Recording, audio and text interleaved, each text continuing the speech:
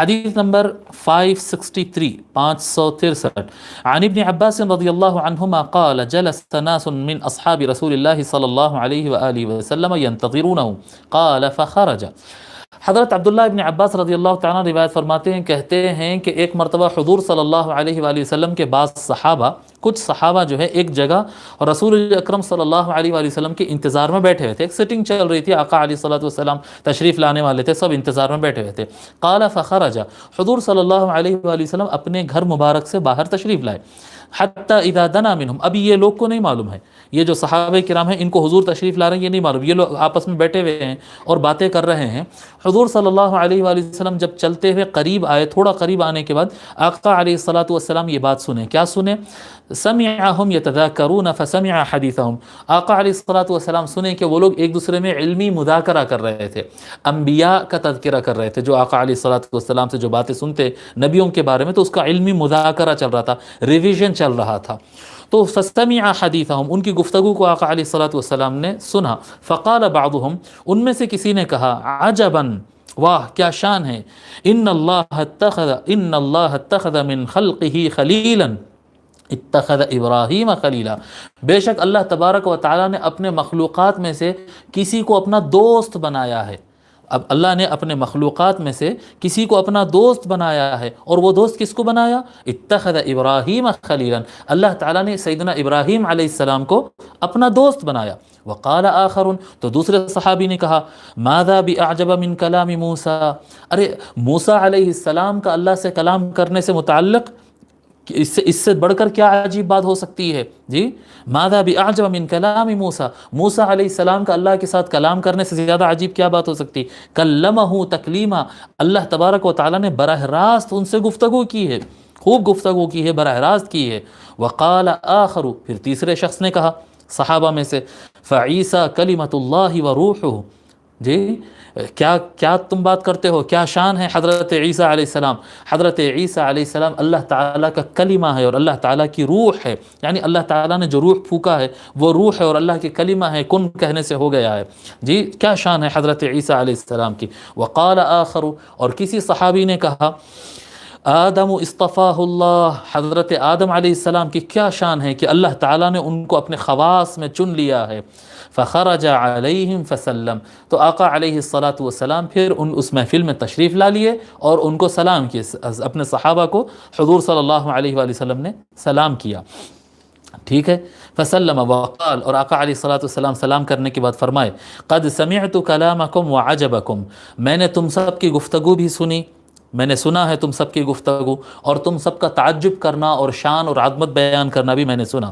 ان ابراہیم خلیل اللہ، تم تعجب کر رہے تھے کہ ابراہیم اللہ کے دوست ہے، وہو کذالک، اور ہاں وہ ویسے ہیں، یعنی وہ اللہ کے دوست ہے۔ وموسیٰ نجی اللہ وہو کذالک، اور موسیٰ تو اللہ سے بات کرنے والے ہیں، اور ہاں وہ ویسے ہیں، وہ اللہ سے بات کرنے والے ہیں۔ وعیسیٰ روح اللہ وکلمتہ وہو کذالک، اور عیسیٰ علیہ السلام اللہ تعالیٰ کی روح ہے اور اللہ تعالیٰ کا کلمہ ہے، اور ہاں وہ اسی طرح سے ہیں۔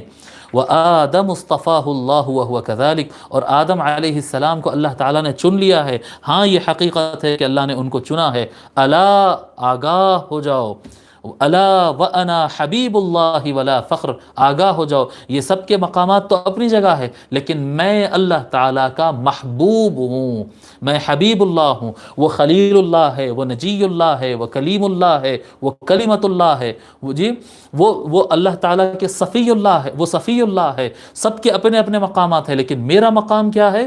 الا وانی حبیب اللہ، الا وانا حبیب اللہ، آگاہ ہو جاؤ میں اللہ کا محبوب ہوں۔ حبیب کا معنی یہاں پر علماء کرام نے بتایا، حبیب اللہ کا معنی اللہ تعالیٰ سے سب سے زیادہ محبت کرنے والا بھی میں ہوں، اور اللہ تعالیٰ سب سے زیادہ مجھ ہی سے محبت کرتا ہے۔ حبیب کا دونوں طرف سے معنی آتا ہے اس کا، یعنی اللہ تعالیٰ کا سب سے زیادہ محب اور اللہ تعالیٰ کا سب سے زیادہ محبوب، سب سے زیادہ اللہ کو چاہنے والا بھی میں ہوں، اور سب سے زیادہ اللہ تعالیٰ کا محبوب اور چہیتا بھی میں ہی ہوں۔ ولا فخر، اور میں یہ فخرا نہیں کہہ رہا ہوں، فخریہ طور پر نہیں کہہ رہا ہوں، یہ میرے لیے یعنی لوگوں پر تفاخر کے طور پر نہیں کہہ رہا ہوں۔ وَأَنَا حَامِلُ لِوَاءِ الْحَمْدِ يَوْمَ الْقِيَامَةِ وَلَا فَخْرٍ، اور میں قیامت کے دن لواء الحمد، حمد کا جھنڈا، ایک جھنڈا ہوگا، ایک علامت ہوگی، یعنی جب کوئی کیا کہتے ہیں بٹالین چلتی ہے آرمی کی اور کوئی ٹیم آگے بڑھتی ہے تو سامنے ایک کیپٹن ہوتا ہے، سامنے ایک سردار ہوتا ہے جو اس کے فلیگ کو لے کر چلتا ہے. تو لواء الحمد، اللہ تعالیٰ کی تعریف کرنے کا فلیگ، اللہ تعالیٰ کی تعریف اور حمد کا پرچم اس دن میں اپنی ہاتھ میں اٹھایا ہوا رہوں گا. سارے انبیاء اور ساری امتیں سب میرے پیچھے چلیں گے اور جھنڈا اس دن اللہ کی تعریف کا میرے ہاتھ میں ہوگا. ولا فخر، اور یہ میں فخریہ طور پر نہیں کہہ رہا ہوں. وَأَنَا أَوَّلُ شَافِعٍ وَأَوَّلُ مُشَفَّعٍ يَوْمَ الْقِيَامَةِ وَلَا فَخْرٍ، اور قیامت کے دن سب سے پہلے لوگوں کے لیے ریکویسٹ کرنے والا، اللہ سے بات کرنے والا اور لوگوں کے لیے سفارش، لوگوں کے لیے اللہ کی بارگاہ میں سفارش کرنے والا بھی سب سے پہلے میں ہوں گا. میرے بعد کئی لوگ سفارش کریں گے، لیکن دیکھنا کہ سب سے پہلے جس کی سفارش قبول ہوگی وہ بھی میری ذات ہوگی.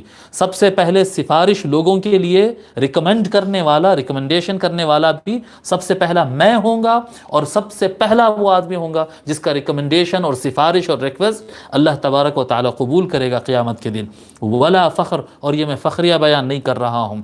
وَأَنَا أَوَّلُ مَنْ يُحَرِّكُ حِلَقَ الْجَنَّةِ فَيَفْتَحُ اللَّهُ لِي فَيُدْخِلُنِيهَا وَمَعِيَ فُقَرَاءُ الْمُؤْمِنِينَ وَلَا فَخْرٍ، اور سب سے قیامت کے دن جنت کی کنڈیوں کو ہلانے والے، یعنی جنت کے دروازوں کے حلقہ کہتے ہیں، وہ دروازہ بڑے جو گیٹ ہوتے اس کو ایسا ایک رنگ لگاتے، دیکھیے آپ آئرن کا رنگ ہوتا ہے دروازہ کھینچ کے کھولنے کے لیے، تو وہ اگر کھٹکا بھی مارنا ہو تو وہ رنگ کو اسے یوز کرتے ہیں کھٹکا مارنے کے لیے.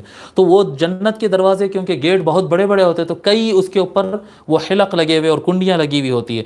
تو جنت کی کنڈیوں کو سب سے پہلے ہلانے والا میں رہوں گا، اور اللہ تبارک و تعالیٰ نے میری خاطر وہ جنت کے دروازے کھول دے گا اور مجھے داخل کرے گا، اور میرے ساتھ ایمان والے جو فقراء ہوں گے، وہ مؤمن فقراء، وہ ایمان والے جو فقراء ہوں گے وہ میرے ساتھ داخل ہوں گے. ولا فخر، اور یہ میں فخریہ نہیں کہہ رہا ہوں. اب یہاں پر فقراء المؤمنین سے دو معنی ہو سکتے ہیں کہ جو سچے ایمان والے ہیں اور دنیا میں غربت کی زندگی گزارے، یہ بھی ایک معنی ہو سکتا ہے. محدثین نے بیان کیا کہ سچے ایمان والے ہو اور زندگی غربت کی گزارے ہوں، وہ مراد ہو سکتے ہیں. دوسرا مراد فقیر کا مطلب محتاج ہوتا ہے نا، جس کو ضرورت ہو، نیڈی پیپل کہتے ہیں نا، اس طرح سے فقراء. اور دوسرا معنی اس کا ہو سکتا ہے فقراء اللہ، یعنی وہ ایمان والے جو اپنی ضرورت اور حاجت کسی اور سے نہیں بیان کرتے ہیں، وہ جو کچھ مانگتے ہیں تو صرف اللہ سے مانگتے ہیں. یہ فقیر اللہ، اللہ کی رضا کا محتاج، اللہ کی مدد کا محتاج، فقیر اللہ کہتے ہیں. یہ اولیاء اللہ اور بزرگ لوگوں کے لیے استعمال ہوتا ہے فقیر اللہ، اللہ کا محتاج. ٹھیک ہے، تو وہ فقراء جو ہے وہ بھی ہو سکتے وہ مراد ہو. تو مؤمنین میں جو فقراء ہوں گے، میں اور میرے ساتھ مؤمنین میں جو فقراء ہوں گے وہ ہم سب سے پہلے جنت میں داخل ہوں گے. اور یہ بھی میں فخریہ بیان نہیں کر رہا ہوں. پھر فرماتے آقا علیہ الصلوۃ والسلام وَأَنَا أَكْرَمُ الْأَوَّلِينَ وَأَنَا أَكْرَمُ الْأَوَّلِينَ وَالْآخِرِينَ وَلَا فَخْرٍ، اور میں پچھلے تمام لوگ اور آنے والے تمام لوگ، اب کیا اس میں مومن، کیا اس میں ولی اور کیا اس میں نبی، کائنات میں جتنے پہلے گزرے ہیں اور جتنے آگے آنے والے ہیں، ان تمام کے مقابل میں اللہ تبارک و تعالیٰ کی بارگاہ میں سب سے زیادہ بزرگ، اونچا اور بڑا اور بزرگ ترین مقام رکھنے والا میں ہوں. اولین اور آخرین، سابقین اور متاخرین میں تمام لوگوں میں اکرم الاولین والآخرین، سب سے زیادہ برگزیدہ مقام رکھنے والا میں ہی ہوں. ولا فخر، اور میں یہ فخریہ طور پر بیان نہیں کر رہا ہوں، اس بات پر مجھے کوئی فخر نہیں. تو آقا علیہ الصلوۃ والسلام یہاں پر بتا دیے کہ انبیاء علیہم الصلوۃ والسلام کے بڑے اونچے مقام ہے اور ان کے فضائل ہے، مسلم ہے اپنی جگہ، لیکن سید الاولین والآخرین، پورے کائنات کے سردار اور سب سے بڑے اور حبیب اللہ جو ہیں وہ آقا علیہ الصلوۃ والسلام ہیں، حبیب اللہ ہے. ٹھیک ہے، اس کو امام ترمذی اور امام دارمی نے اپنی اپنی سنن میں روایت کیا.